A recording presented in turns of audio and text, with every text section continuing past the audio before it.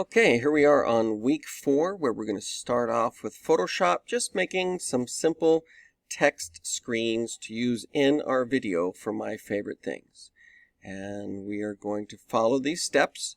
So step 1 is here in the yellow section, and we are going to start Photoshop and create a new document from the film and video presets. We're going to choose that first option. Now, as you can see, I do have the name of the document for you.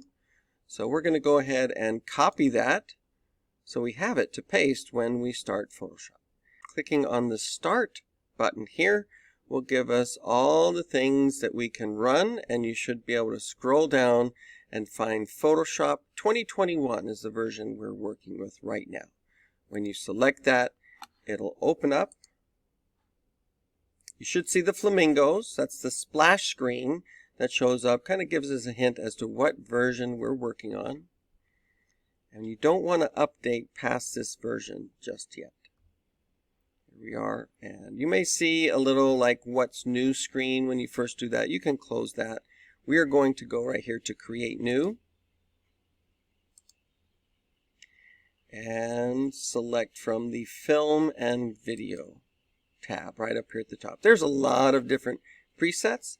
We're making a video that's this resolution, so we're going to choose this HDTV 1080p, and we're going to paste the name right here. So this is actually the name of the document, and go ahead and just paste that in. It may not be the 7th anymore, but to start with, we're going to have this titles for my favorite things.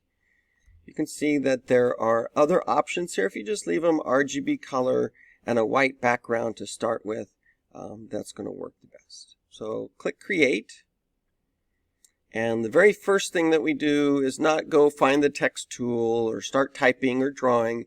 It's we save this into our project folder. So go to File, Save As, and we're going to save it on the computer.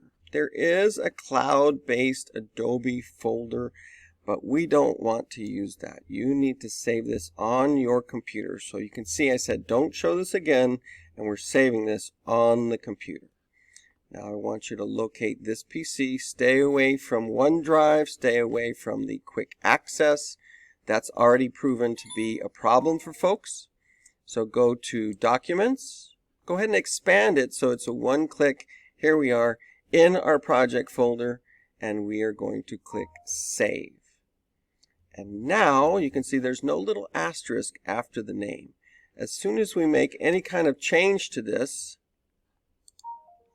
it's going to change the name of it. So if I click yes, I want to type that in, then you will end up seeing a little asterisk right here. That means it has not been saved. You cannot just close Photoshop without it telling you that. So make sure that you have saved this. Control S on your keyboard will pop this up. You don't need to show that again.